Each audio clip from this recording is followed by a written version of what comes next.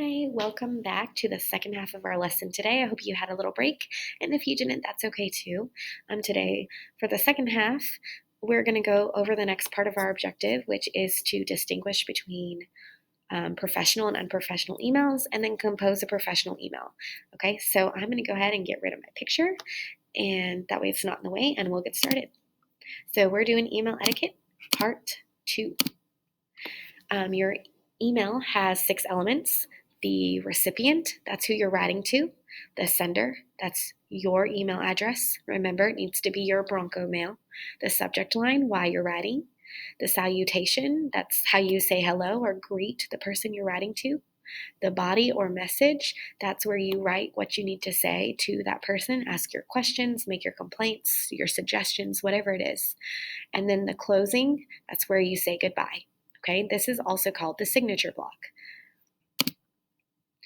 So today we're going to go over some emails that are not very professional looking, and we're going to find out what's wrong with them. We're going to go ahead and do this first one together, and then you're going to go to your Google Classroom and do an assignment, okay? So what's wrong with this email? It's to mcruz@ep309.org from chasenladiesallthetime@email.com. The subject is none, and the email message says, Yo, Melissa, I'm in your class and I need work. When is there going to be extra credit? I turned in a late assignment from last month in the late work basket today. Why haven't you entered it yet? Steve. So, what's wrong with this email? Well, the sender's email address is personal. Remember, the email needs to be your school or professional email. So he should have used EP309 or whatever the name of his school email is. Ours is broncomail.net. There is no subject. Remember, you need to leave a short, specific subject to tell the teacher why you're writing. The sender is also blaming the teacher. Why haven't you entered it yet? His paper is a month late. That is his fault. If he wanted the grade entered in a timely manner, he would have turned it in when it was due, and it could have been graded with everybody else's, right? So he's blaming his teacher for not putting in his grade yet. He did not use his last name in the signature block. Remember, you need to use your last name. He also didn't do a proper closing, such as sincerely or respectfully or thank you, right? There's the little register. Yo, Melissa is not a way that you talk to your teacher. I wouldn't talk to my teacher or boss that way, right? We need to say, Dear Miss Cruz. And then it's just kind of an informal message. Is informal. The salutation is informal. The closing is informal, okay? Now, there are 2 more of these. So what I want you to do is go to Google Classroom or back to the Google site to get to Google Classroom. And you're going to go into classwork in Google Classroom and find the assignment called 8/24, What's Wrong with This Email? When you click on that assignment, you're going to find a Google form attached. You'll have to log into it with your Bronco mail, but once you do, you can open it up and it'll look like this. So the first question is one we did together. So hopefully you remembered. If not, just, I don't know, rewind the video a little bit and get these answers, right? The next one is one you'll do on your own. A third one you'll do on your own. And then this last email is kind of funny and cute, and you'll do that one as well. You're going to go ahead and check all the boxes that apply. You won't always check all of the boxes, but you will check more than one in every single one of these. Okay? So at this time, I want you to go ahead and pause the video and go complete that Google form.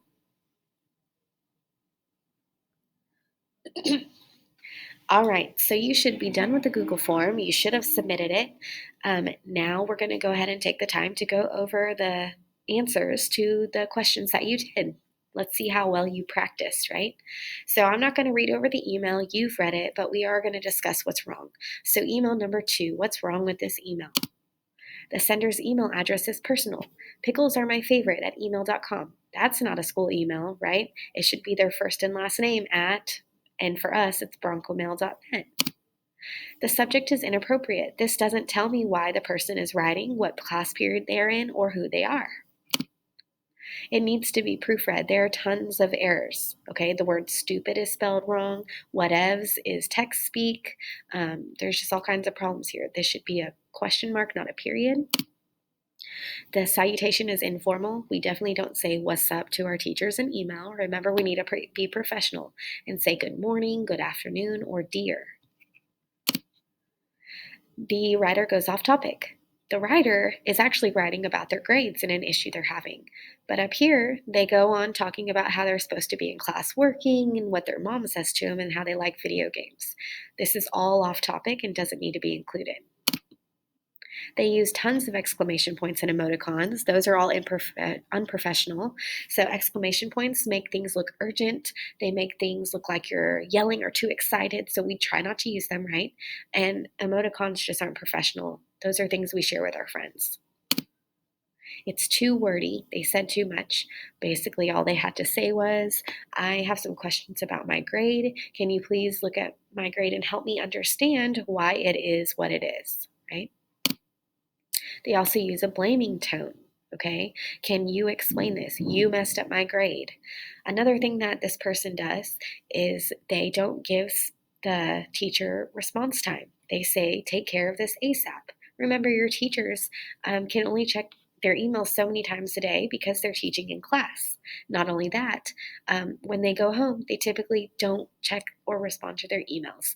So we have certain times we can respond, give us 24 hours, right? Email number 3. Again, I'm not going to read it. Let's just look at it. So some things you notice right away. The sender's email is personal, right? Jesselyn369 at Hotmail. Again, for us, it'll be Bronco Mail. There's no last name in the signature block.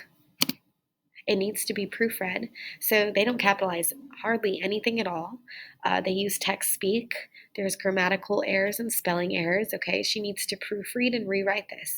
When you write an email, you want it to look like you know what you're talking about. And writing like this makes me think that you're writing to a friend. Okay, and here is our last email. So what's wrong with this email? Well, the email address is not professional. Eating cookies all day would be an awesome email for me. I love cookies. However, I would not text my boss or my teachers or anybody like my pastor from that email, right? The Comic Sans is not a professional font. When in doubt, just leave it to the default font. The default font for Bronco Mail and Gmail and Date Nice email is a professional font already, so there's really no need to change it. The subject line shouldn't be in all caps, should not have an exclamation point, and needs to be more specific. Okay? No formal greeting is used, and there's an exclamation point. So, hi, Miss S is low register, right? That's how we talk to friends. So, what you'd want to say is, Dear Mrs. Schultz, or Good morning, Mrs. Schultz. Write out the recipient's name and greeting. All caps should not be used. She uses it here in the email and also here in the subject. We don't use all caps. The sender tells the teacher to teach like someone else who does better and uses an emoji. This is passive aggressive. The thing about emails is you can't tell the tone of people and you can't see their facial expressions. So when somebody's joking and they're being sarcastic or passive aggressive, it actually sounds mean and it might make the teacher defensive. The sender isn't angry, but they're also not taking ownership. They're putting all the blame on the teacher.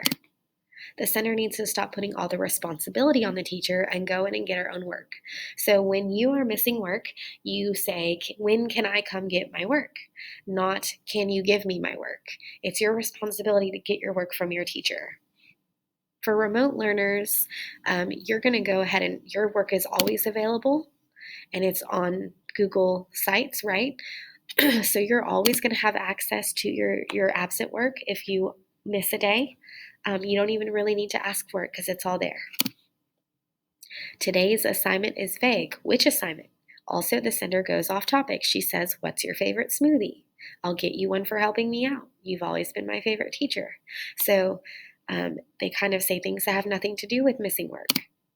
Peace is not formal and the sender doesn't include her last name. So we don't say peace. We say things like respectfully, thank you, sincerely, and then comma, first and last name. There are many errors and it needs to be proofread, right? You don't use text speak, so instead of the letter U, you spell out the word you, okay? The sender gives a backhanded comment. So when she says, you've always been my favorite teacher, except you give a lot of homework and make me write essays. So a backhanded comment is when you comment, like give somebody a compliment, and then also give them a critique in the same breath, okay? Our compliments need to be genuine and not followed by with what they do wrong. The sender needs a more formal register and tone, okay? Don't forget to give me that stuff I need. That's how you would talk to your teacher, okay? And that's all that's on there. So these are all the problems with this email. Hopefully you learned a lot about what not to do on an email. Now we're going to look at a good example. So this email is from Annie Andrews at gmail.com, and it's to M. Kraus, right? Teacher email. The subject is research project, Annie Andrews, first hour. I want you to go ahead and pause and read this email. When you're done reading it, press play. Okay, so you should be done reading the email. We're going to go over all of the things that make this a good email. The email address is professional. We don't know the name of the school, but let's say that that's their school email. For us, it'd be broncomail.net. A professional font is used. It's probably the default font for Gmail. The subject is informative. It says why she's writing, who she is, and what class period she's in. So it's specific. The formal greeting is used, dear, and the recipient's name is spelled out and spelled correctly, Mrs. Green. All caps is never used, which is awesome. The sender takes ownership and isn't angry. The sender does not put all the responsibility on the teacher, avoids blaming, and uses the word you sparingly. So she says, perhaps these are topics we can discuss. So when she says we, she's giving both her and the teacher responsibility, rather than saying, perhaps this is something you can explain, right? Obviously, it's proofread. There are really no grammar, spelling errors, or anything like that. And she uses complete sentences. The sender uses a formal or high register, and she is thankful for her teacher's help. The formal closing is used when she says sincerely, comma, and in the next line, she doesn't use her last name. However, she did already say it up here.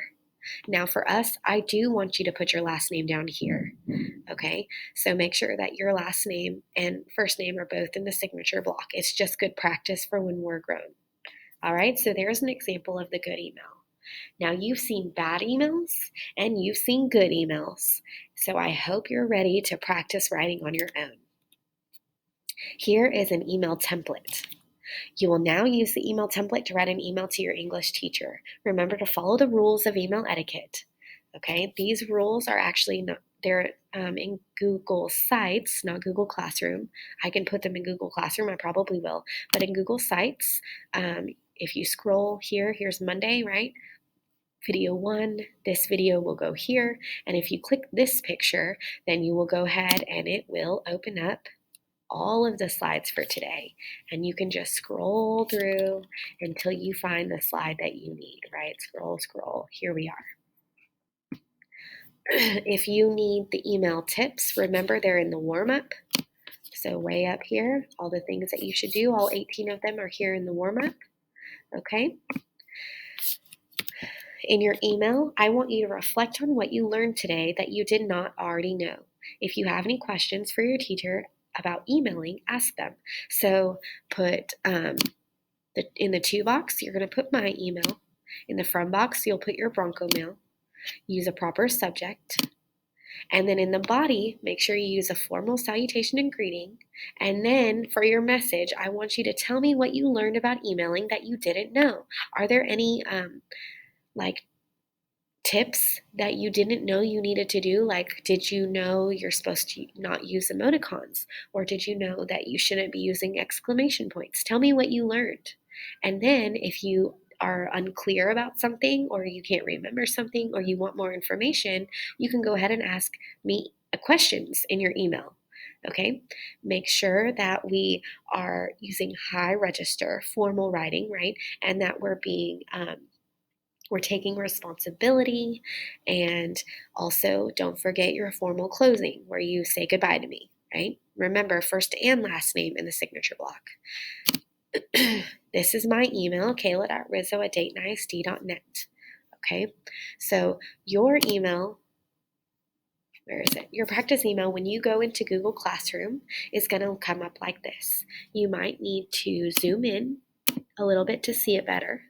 Okay, so what you're going to do is click in the box, erase these words, okay, and type whatever needs to go in that box. There are 4 boxes for you to type in, right? 2 from, subject, and the message. If you need any help or you're confused or you don't understand, make sure to email me, okay? Send an email, like a real one, and ask for help, and I'll help you with this assignment. Otherwise, that's the end of our lesson for today. We have met our objective of understanding the difference between professional and unprofessional emails, and you guys have been assigned to compose your own email to your teachers, practicing all of these good email tips. Okay, so go ahead, you can stop the video, go to Google Classroom, and find your assignment that is called 824 Email Practice, and get started. When you're done, make sure that you click Submit on your assignment, okay? And I will see you guys tomorrow. Have a great day.